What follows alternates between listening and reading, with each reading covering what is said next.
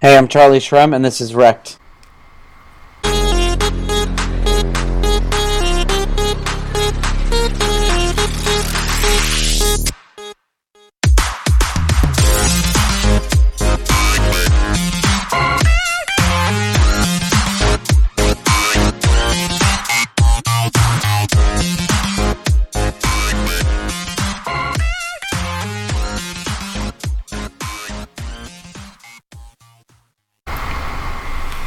Hello and welcome to REKT Podcast. I am Bunchu Betts alongside my other wonderful co-hosts. Chamber, how are you doing today?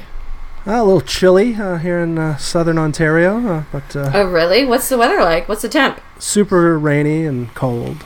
Super rainy and cold. It's super rainy and cold here too. I mean, this is my favorite type of weather. Like, not the rain, obviously, but like 60, 65 degrees is my happy weather. So yesterday I sat out on my balcony and drank an iced coffee in 60-degree weather, and my fiance was like, "You are psycho." So, but yeah, that's awesome. Cynthia, how are you? Cynthia? Okay. Is it me? Sorry, Yeah. was I making a funny face? You guys were like really cutting out on me bad. Is it my internet? I don't know, but I threw it to you. How are you? Sorry, I could not hear you guys. It cut out on me. I guess it's me. Did you see my funny face I was making in the hangout? Yes. you got frozen. How are you? How was your weekend? I'm great. My weekend was good. It was nice here in sunny Florida. We were at the beach, and it's been good. Oh my God, it's such a different world. You live in Canada, Chamber, and I'm kind of where you are, and then she's at the beach, so, you know. But it's like the opposite. Like, it's so hot that you don't even want to be outside. It's brutal. Yeah, that wouldn't do well for me because I sweat when I peel an orange. So Well, they're tougher and tougher these days. Those orange. They are. I think they don't make them like they used to. What are you talking about? They get easier and easier. These GMOs are easy to peel. Maybe in Florida country. Yeah, well, that's the land of oranges, you know. So, anyway, we have an awesome show for you today. We have a great interview with the one and only Charlie Shrem that was done by Chamber and Cynthia last week. It was a really great interview, so we're going to get to that in a moment. Before we kick off, just a quick reminder to follow us on Twitter at REKT_podcast. Join our Telegram group, t.me/REKT_podcast, and leave us some iTunes reviews, please, and thank you. Rate us, like us, leave us your stories, just give us a great soup recipe, whatever you want to do, it's cool, but please. Soup recipe. Yeah, it's soup weather. It's soup weather. It's soup weather now up here. I wish it was here. I swear I wish it was. As soon as I get off this podcast, we were just saying, I got some chicken corn chowder waiting for me. So, are you kidding me? What is the temperature though where you guys are? It's actual temperature. It's like 60. Oh God, I hate you. It's brisk. Yeah, it's brisk. It's brisk. The temperature Anyway, here is hell. I'm not into that. Not into that. But I did want to talk a little bit about Chamber having to pay off his bet over the weekend. Chamber, tell us about it. Yeah, I thought this was supposed to be like a gentlemanly exchange of funds where I lost the bet and I'm going to pay you. This was like I was robbed at gunpoint for my money. My wife, she's been messing with me for years. So when she thought of the opportunity of getting me, she just went to an old classic for her. I was telling Bunchu before we got on, she was actually looking for our juice jug because that's how she normally gets me in the shower with that's ice. Amazing. This is not the first time this has occurred. It's the first time she recorded it, but she was looking for the big juice jug and realized that she had made lemonade for my daughter a little earlier that day. So I was apparently saved a couple more ounces. So you were spared. My only complaint is that video ended way too soon. It was like a holler, and then I wanted to hear the cursing that came after that, and then it was like gone. Yeah. Shout out to Chambers' wife for just taking the bet to a whole new level. So I love Chambers' wife. I have a crush on her. She's super hot. She's way better than I am. She takes all my friends all the time. So she's like way out of Chambers' league. Yeah, I know. Could you not mention that? I though, love please? you, Chamber. Thank you. In completely unrelated news, this will be Chambers' last episode. We are actually replacing him with his wife. I knew this was going to happen. So that's it. And then It's not my first podcast kickoff, guys. To be honest. You know, the best part about this is you have another bet coming up. Oh, it's not looking too good. And it just happens to be dumping. Yeah. Right now it is? Oh, this is No, just fantastic. it's maintaining, I think. No, I just mean ETH in general is dumping. Oh yeah. So remind the people what the bet is. So I don't know. By Saturday, ETH needs to hit $480, and it is current. It's currently at 196. Yeah. It's not looking terrific. Not terrific. Sometimes You're you going only to need need a couple of days of Vitalik pump. miracle for that to happen. The best part about this is, like, Chambers' wife has taken the bet to a whole new level. Yeah. Like, he's going to get the next punishment. She's probably also going to surprise him with it. The fact that you guys are talking about this just makes it worse. It's like, when a bully gets attention, they just do worse things. This is like she's a bully in my life. This is amazing. This is a cry for help, people. That's awesome. So anyway, we just wanted to remind you of the bet, and if you haven't seen it, the video is on Twitter. We will retweet it again. The other thing, so we're going to kick it off to the interview shortly here, and then when we come back, we will do news, and we're actually going to draw our winner for the Honey Miner gear that we talked about last week. So we got some good stuff coming up for you. But now, our interview with Charlie Shrem. Here it is. All right. Hey, Charlie, how you doing today? Good. How are you? Not too bad. Thanks for coming on today. We're very lucky to have you on. I don't know if you know too much about us. We're a fairly new podcast, but we've had some pretty good success in some of the folks we've had on. What we like to do, we have myself, Chamber, and Cynthia. We're gonna be asking some questions. How you doing this morning, Cynthia? I'm good. We don't have Bunchu today. It's just Chamber and I, but we're happy to be here. The real captain of this, Charlie, is unavailable. He actually had to do some real work today. I'm very insulted. I know. You should let him know. We'll let him know. I'm legit insulted right now. Let's reschedule this. I booked myself out at a doctor's appointment, so my work didn't bother me. So we'll let him know maybe to do that in the future. So this is actually the first time I lead the conversation, so bear with me. I might go off the rails a little bit. But what we like to do is, if you can kind of just give us an idea of how you first started out in Bitcoin and in crypto. I know you've been on a few podcasts, and obviously there's the great movie on Netflix we can watch to give us an idea. But yeah, just a little rundown of how you got in. Sure. I got involved in crypto in the early days of 2011. Okay. Good times, and back then it was mostly a science experiment and something just fun that we hung out and did because none of us had social lives. That's what I do with the podcast, is because I have no social life. So, so what you got in? Did you start mining right away, or were you just buying Bitcoin? Everyone was mining back then. If you downloaded the software on your computer, it was called Bitcoin QT, which is the first version of what now is Bitcoin Core. It's the software, Bitcoin QT. As soon as you turned it on to use the wallet, it would automatically start mining for you, and you'd be mining a few Bitcoin every hour or whatever. Everyone was mining. Right. That's amazing. And you could use your laptop or your PC. Oh yeah, you could use anything. Whatever you downloaded the software on, Mac, Mac or PC, it would mine for you. That's insane. We have a couple of our buddies that are mining. I haven't got into it personally myself, but yeah. It's not like not lucrative for one person anymore. You can only make money in mining as if it's not a profit making business now. It's you build up a supply. You spend money to build up a supply of Bitcoin. And then down the road, when the price of Bitcoin is higher, then you're in good shape. But honestly, it's just cheaper to buy Bitcoin. Yeah, right. That seems to be the route most people are taking these days. Can you talk a little bit about in the early days when you started BitInstant? Sure. So back then there was no way to buy or sell large amounts or even small amounts of Bitcoin. There was only one exchange, Mt. Gox, and the order books were thin, and if you wanted to buy Bitcoin or sell Bitcoin, you'd have to wire money to this guy's personal bank account in Japan, and it was a whole manual process, and it wasn't scalable, and it didn't work. That was the only way.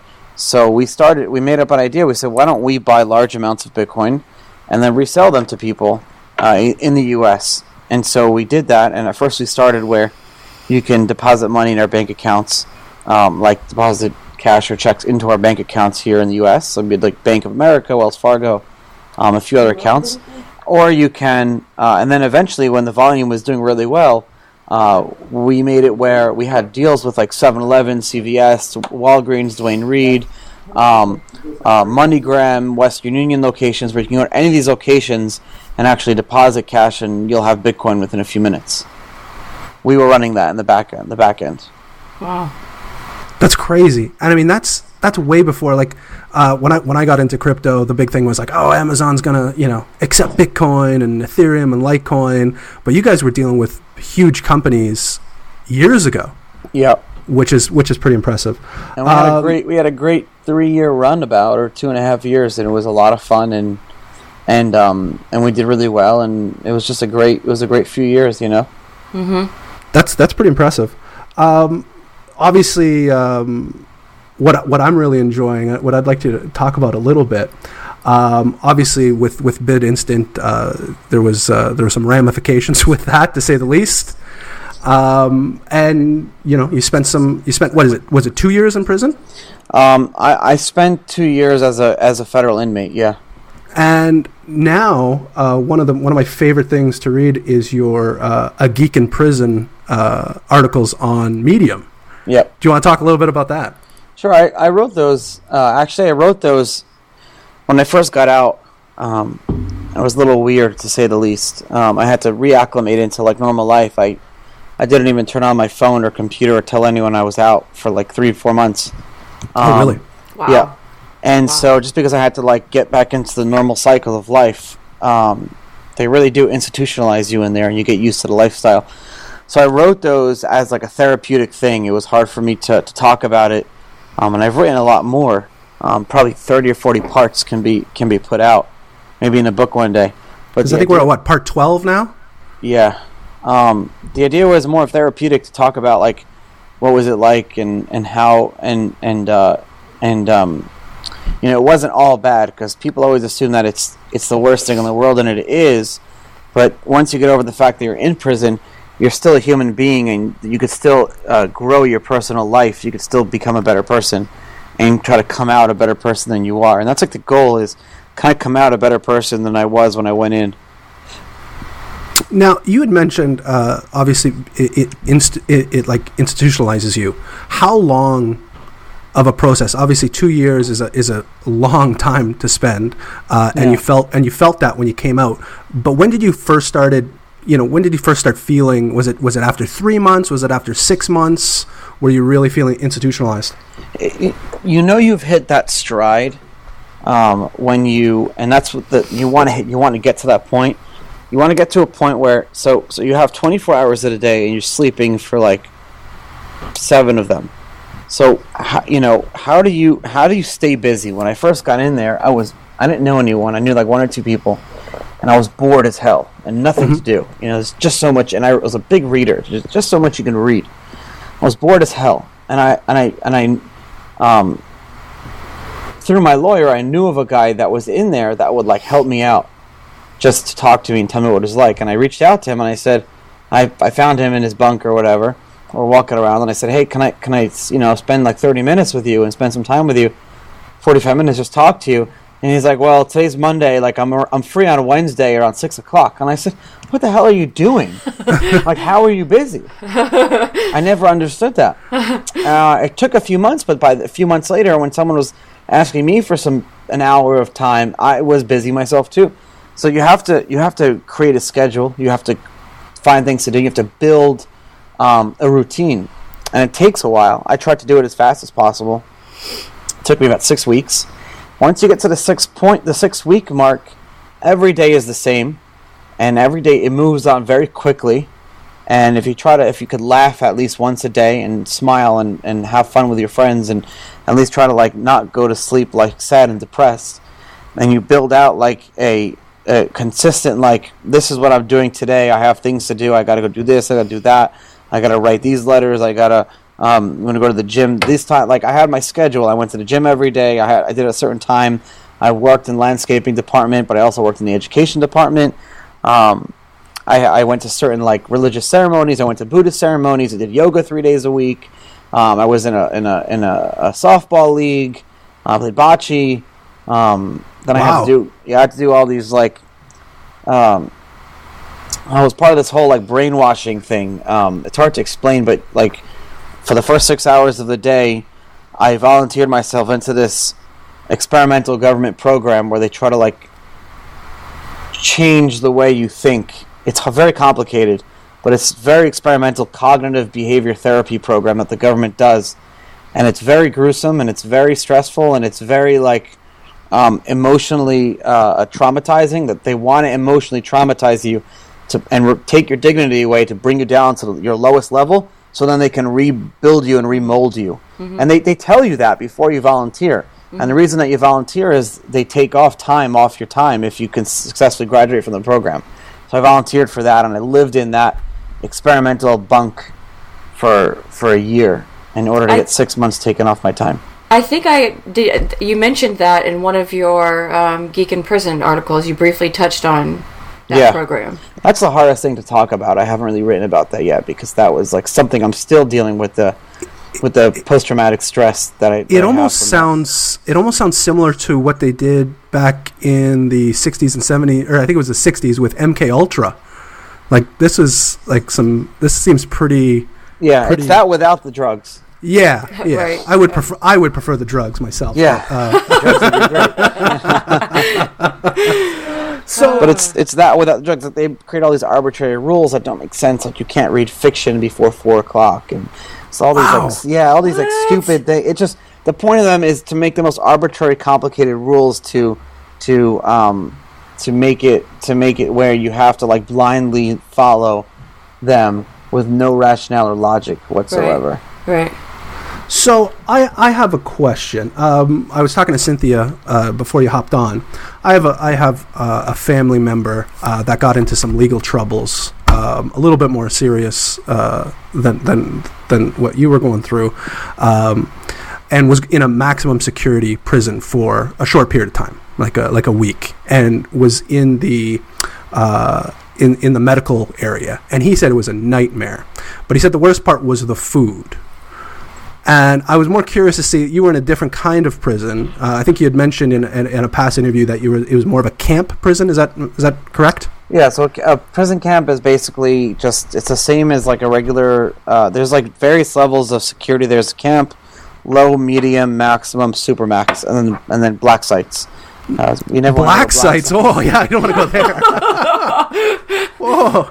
Yeah, so in a camp, the only difference between a camp and a low or a medium, they're the same buildings, just a camp has no fence, and it's a psychological thing. When you don't see the fence, and you could theoretically walk, it's 5,000 acres, but you theoretically could walk. Yeah, you could just walk right out.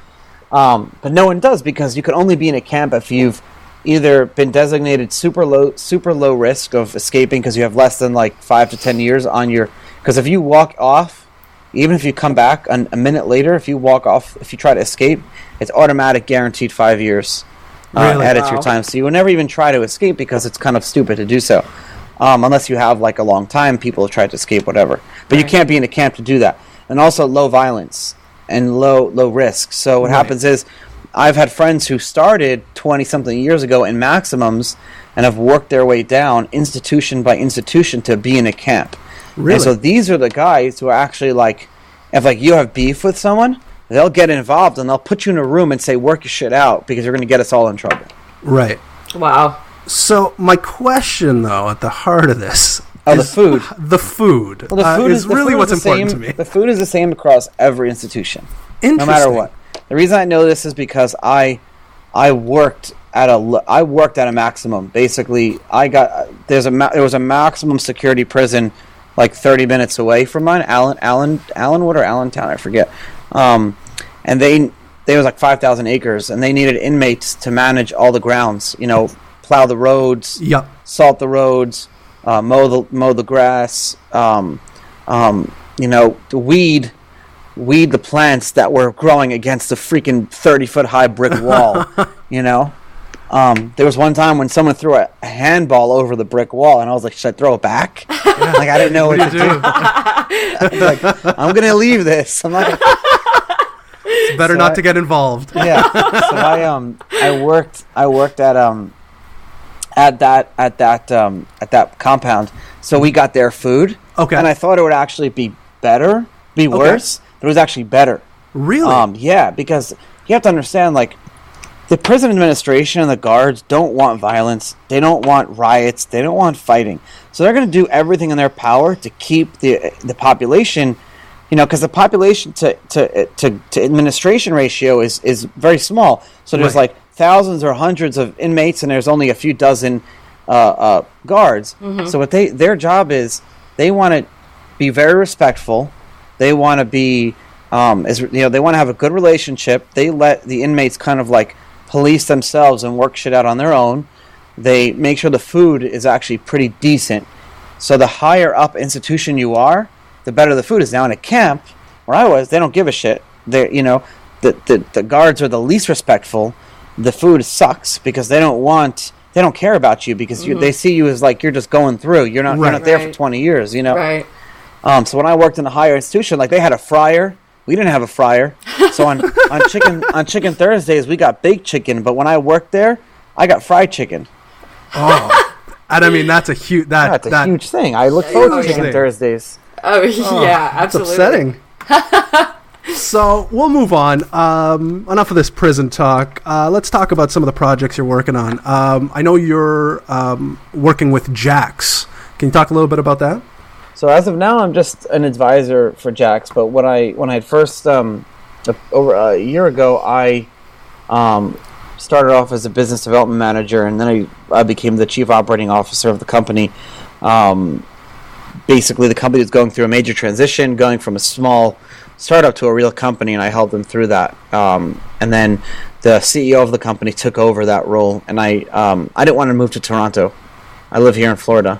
Yeah. See. Yeah. No. I live just I live just outside of. I live just outside of Toronto, so no, you definitely want to live in Florida. It's much nicer down there. Much nicer.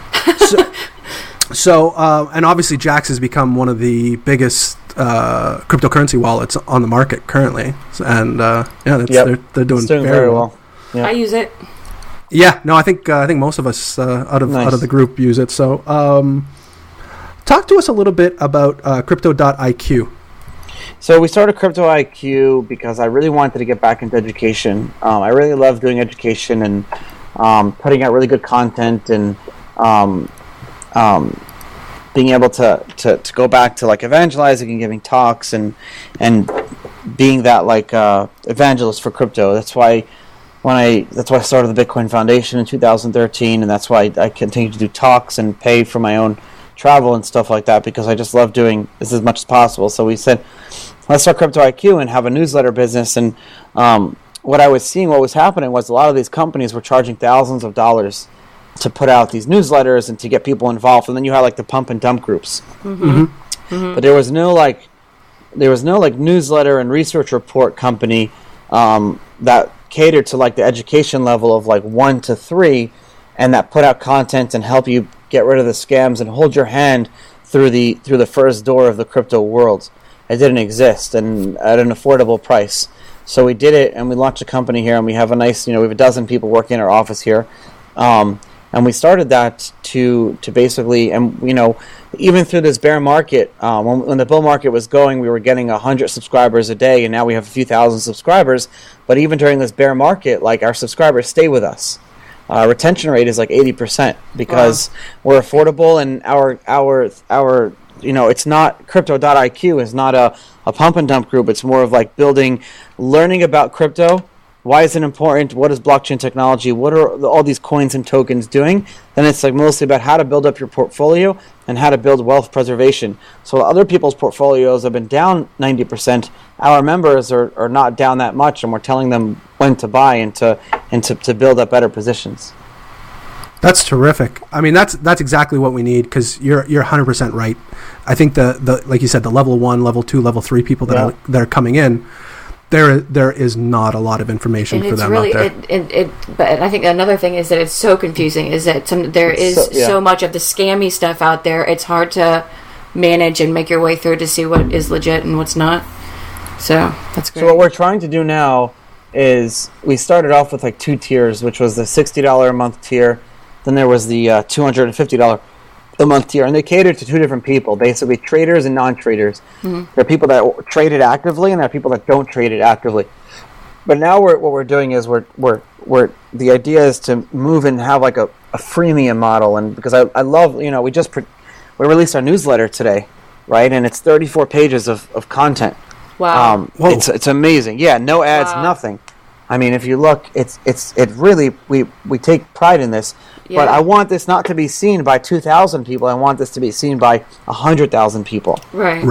So what I'm considering doing is to opening up our newsletter to like a free approach, and then having the upgraded models. Right. As long as we can make sure we pay our staff and not have to worry about putting ads in there, then it's going to be good. But I don't want to put ads in this. Right.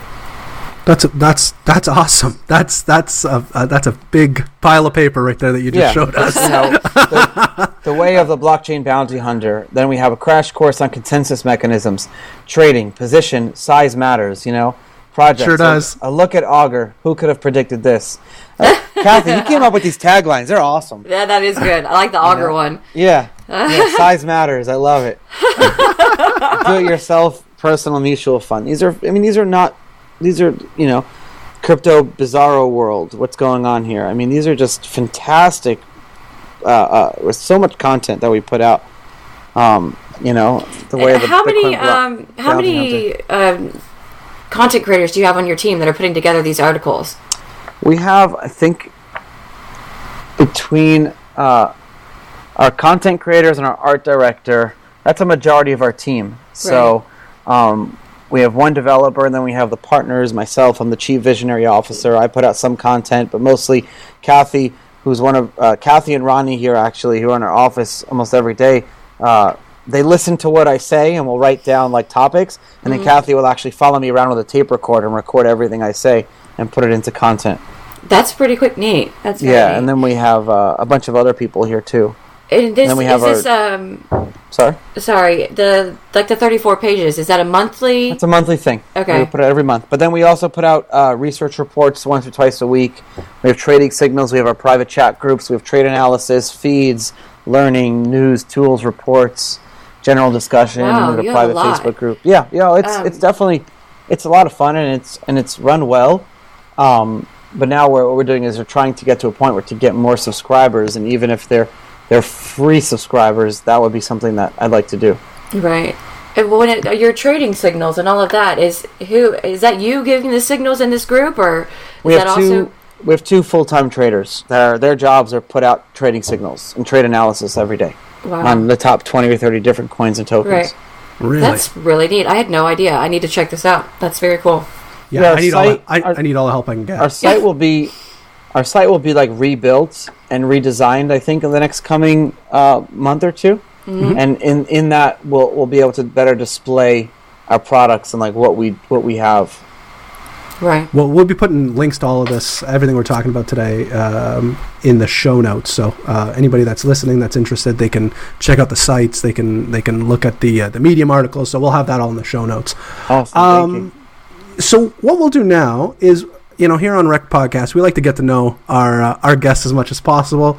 We can talk crypto till the cows come home, but we like to know the real person behind the mask, so to speak. We're going to do a REKT Rapid Fire segment. So I'm going to ask you some questions, and just answer as honestly as you can. And these are a little bit more fun. So crabs. Best answer ever.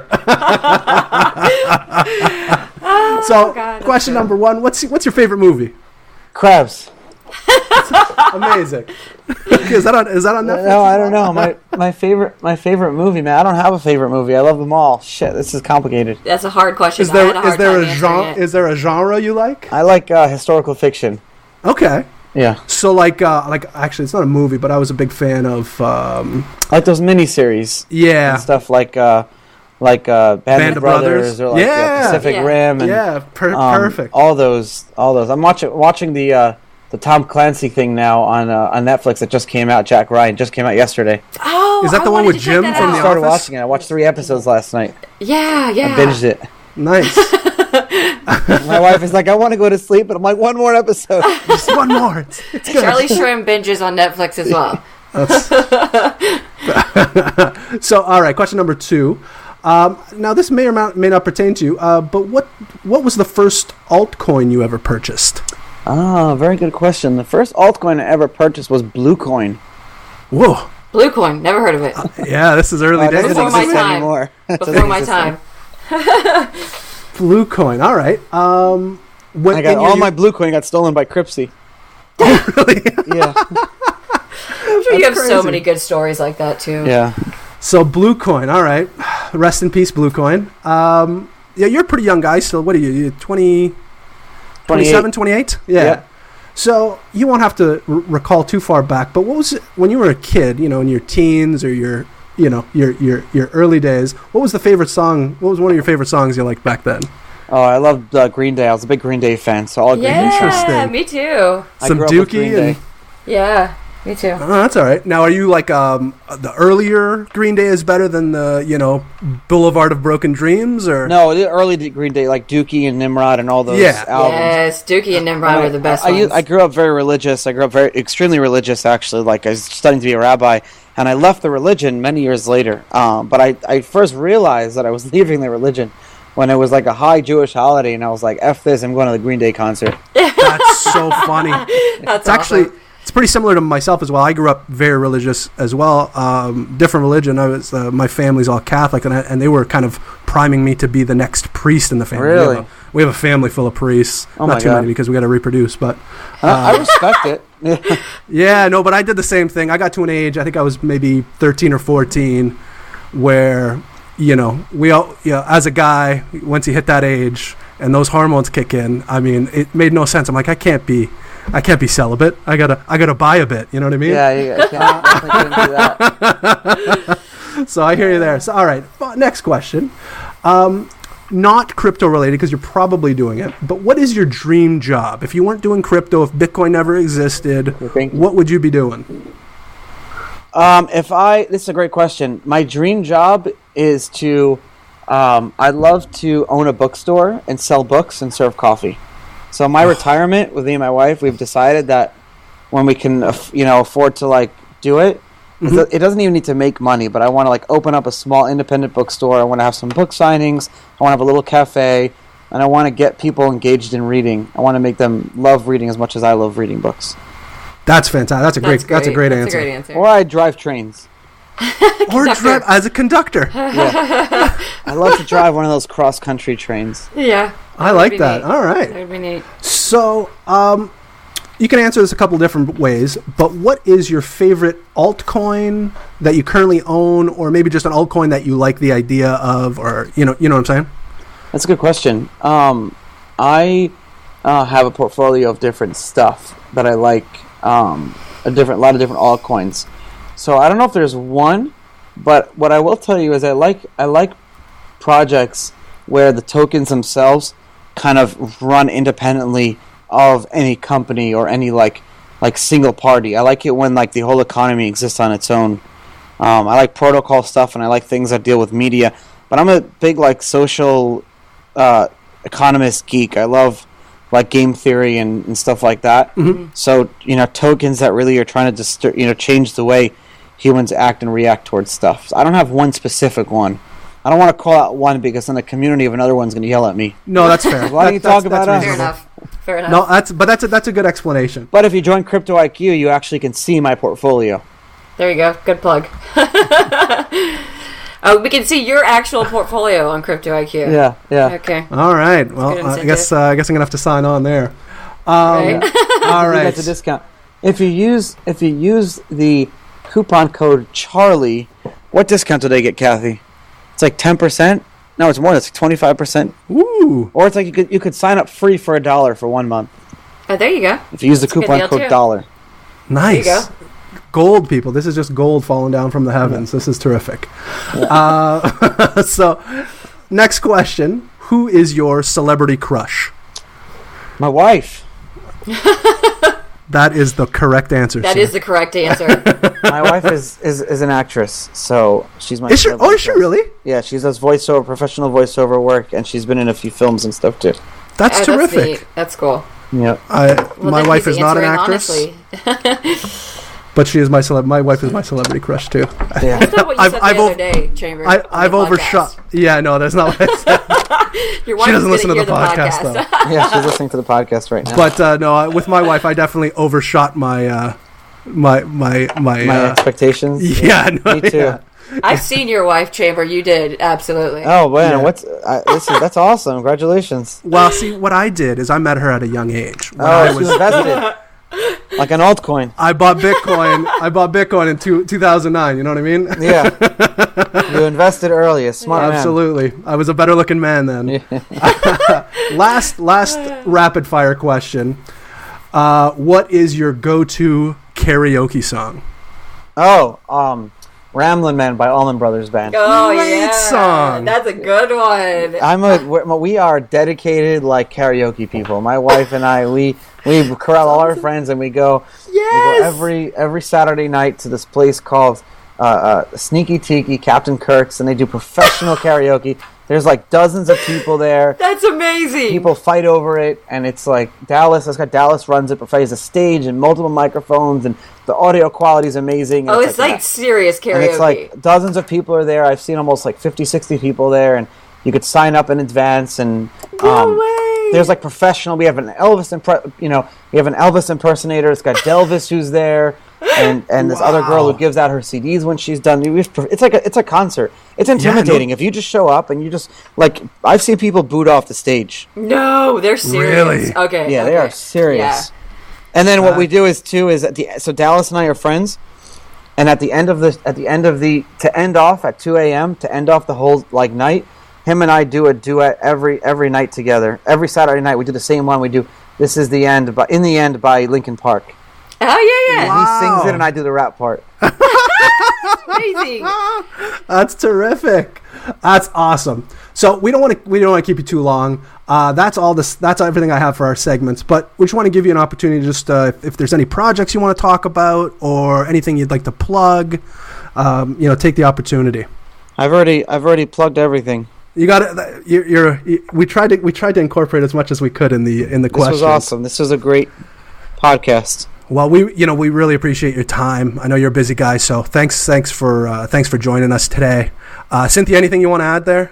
I'm one of these Saturdays coming up. I'm going to Sarasota or wherever you are, Charlie. That's where we are. Can see this this karaoke performance. I know. I got to take a trip down to Florida. Welcome. Bring your wife. Bring the fam. Yeah. Sarasota is the best place to live. I'm telling you. You never want to leave.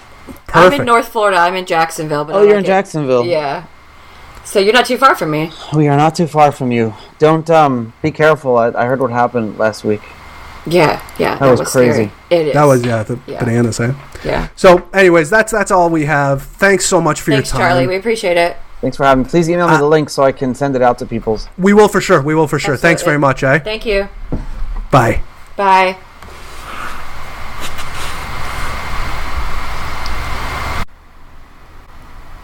And we are back. Oh my God. Magical. It's like no time passed at all. Isn't that crazy? So I got blacked out there for a bit, guys. What happened? I just gotta say, Bunchu, we were so scared going into this interview without you. Hey, you guys did an awesome job. Pins and needles, freaking out, and it actually went super well. So I thought the interview was awesome. I thought Charlie was really great. Gave a lot of awesome insight to, not only his time in prison, which was pretty fascinating stories, and then just to crypto in general. Chamber, what do you think? You had to run the ship yourself. I thought you did a great job. Honestly, it was just because Charlie was so nice. Like, I mean, it was much easier because he wasn't a typical guest. You know what I mean? Like, when you get those high-profile guests, you never know what to expect. And he was super open. I thought we got lots of good stuff. My favorite thing is that Charlie Shrem does karaoke every Sunday. I knew you were very best part of that interview was the end with the karaoke. That was amazing. Yes, so I am going to, next time I'm in Florida, I'm going to show up and I'm taking Cynthia and we're going to karaoke with Charlie Shrem. Bananas. It is on. He really takes it seriously. I mean, so it's serious. What would your go-to karaoke song be, Chamber? Ooh. I like older songs, maybe like Piano Man or something. All right, that'd be a good one. Yeah, I like a drunk song. You know what I mean? Like that's like a drunk pub song. There you go. What about you, Cynthia? I already know mine. Mine are Marvin Gaye, "Let's Get It On," and the Commodore's "Brick House." Oh, yes. I'm definitely going karaoke. Those are my jams, especially Brick House. Like, I will throw it down to some Brick House. It's not even a joke. Like, it's serious. I got 3 go-tos. One is Bare Naked Ladies 1 Week. I've won a karaoke contest to that song. The other is Play That Funky Music, White Boy. Wow. Oh God, that's my jam. That is one of my favorites. We're totally doing this. You have to. And then the third, if I want to, if I want to show off the singing chops instead of, perform, Walking in Memphis is my third go-to. Yeah, so the lyrics are difficult on that song. One, yeah. I love that song. So anyway, but that was an awesome interview. You guys did a great job. So but now let's get to our news.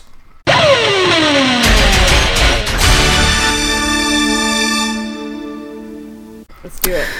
Chamber, start us off with the news.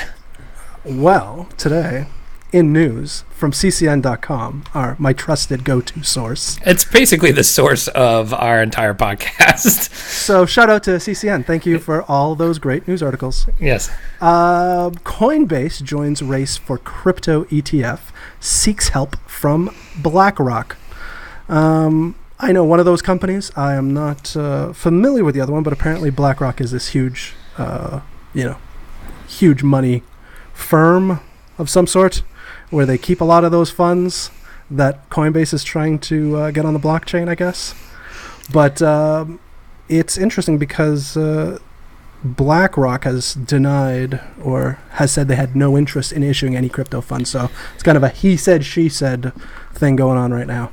That's interesting. Coinbase, I don't know who's going to get the ETF first. I don't know if it matters, but it'll be interesting for sure. Coinbase is the devil. Are they the? Yeah, no. Wait, didn't Chamber marry Coinbase? Don't talk about my wife MFK? Like that. Chamber married Coinbase. I think you killed them and you married Binance. Yeah. But anyway, so there you go. Coinbase on the move in the ETF running. So who knows when we'll finally see one. Everyone that we've seen so far has gotten denied. But maybe Coinbase will be the winner. And I mean, wouldn't shock me. I totally wouldn't shock me either because, they are kind of at the forefront of these U.S. exchanges and all of that. And they're the big monkey on the rock. And They sure are. So my news story, I will go next, is blockchain records will now be accepted as legal evidence in China's Supreme Court. So this is pretty interesting. You can now, China has special internet courts, and so this is now they're going to accept blockchain evidence as legal evidence. So it says here that internet courts shall recognize digital data that have been submitted as evidence if the relative parties collected and stored this data via blockchain with digital signatures, reliable timestamps, and hash value verifications, or just via digital deposition platform. So they are recognizing the blockchain technology and digital signatures and timestamps and all that stuff as viable evidence, digital evidence, which is pretty cool. So the other thing that was in here is talking about how China, is one of the biggest blockchain, supporting countries out there. It says the use of blockchain records as evidence admissible in court in China comes at a time when both the public and private sector in the world's second largest economy are aggressively pursuing the decentralized ledger technology. China's largest retailer, Alibaba, is now estimated to have filed more than 10% of the blockchain patents in the entire world. That's pretty crazy. Yeah, that's pretty crazy. So Jack Ma kind of runs the country over there. I mean, he's on. I buy all my counterfeit stuff there. It's terrific. at Alibaba. Yeah, I remember. I haven't used it in years, but I remember like 6-7 years ago. Somebody had showed me the site. I'm like, I think I got like a set of golf clubs that were like they were great. They were like tailor-made knockoffs. I used to run like a jewelry thing, and when I first got started, I used to buy counterfeit stuff off Alibaba and resell it on Instagram. Like, it was a bomb. They still do that, by the way. What a side hustle that is. Yeah. Well, this was in the beginning. This was a long time ago. So is Alibaba kind of like a counterfeit Amazon? Sure China's counterfeit Amazon? I feel like they're better now. Like, I think they're a little bit more legit, but they still have that kind of stuff.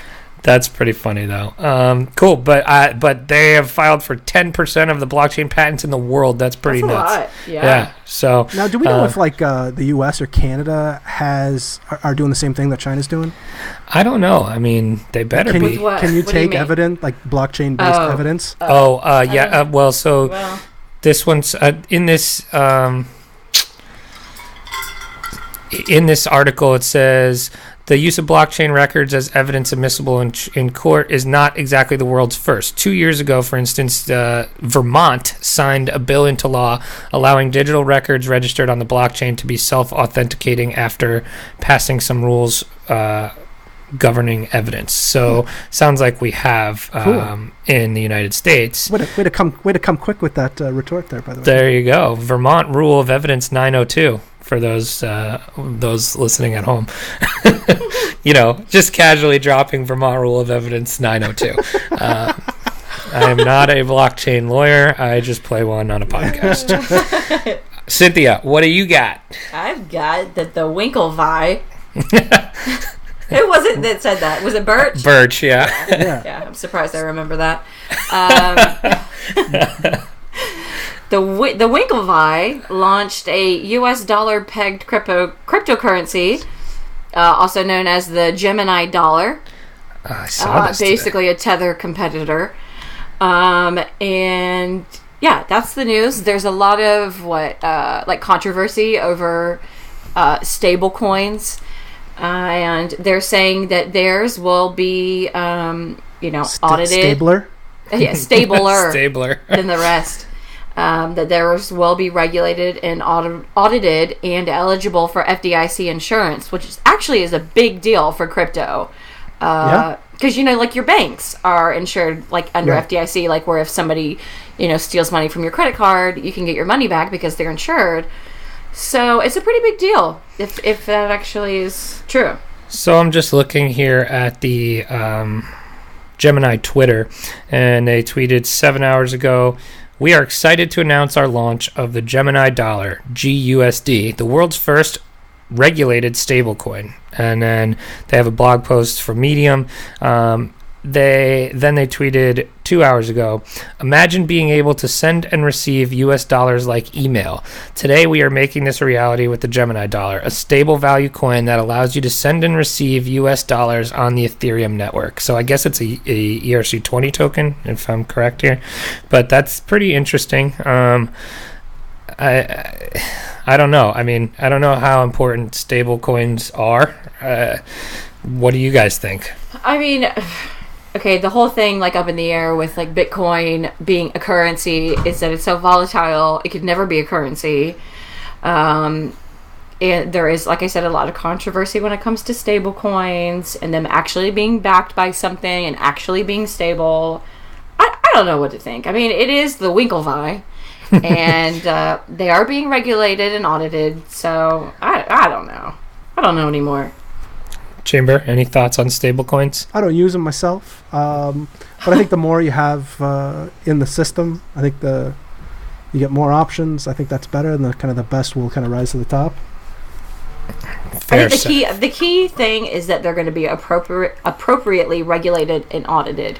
Yes. And for mass adoption, it sucks, and a lot of people in the crypto space don't want to agree with me, but we need more regulation if this is ever going to go anywhere. So I feel like it's not a bad thing. Adoption. Yeah.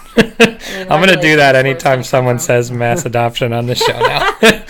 But all right, that's it for our news. So the last thing we're going to do here, we have our Honey Miner swag giveaway that Cynthia got from her trip to Voices of Blockchain in Chicago. So last week we put out a tweet for likes and retweets to enter. So we actually just threw that tweet into a very cool random draw thing that we found from random tweet generator deal. Yeah, it says it's from competitionagency.com/tweet draw. So you just throw your Twitter URL in here and it picks you a random winner. So we are happy to announce that our winner is Crypto Glass.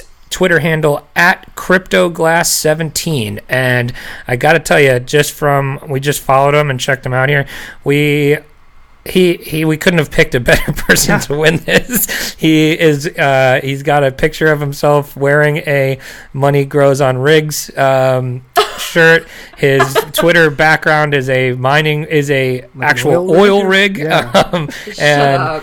Yeah, and that's so. Perfect. And he's actually retweeted a bunch of walk-in stuff. So he's probably a Honey Miner in the Honey Miner Telegram or in Walk-ins group or something like that. So we picked a perfect winner here. So congratulations, Crypto Glass. We will message you and get your information so Cynthia can send you out some sweet Honey Miner swag. Well, I guess headed off to a good home where it will be appreciated. Exactly.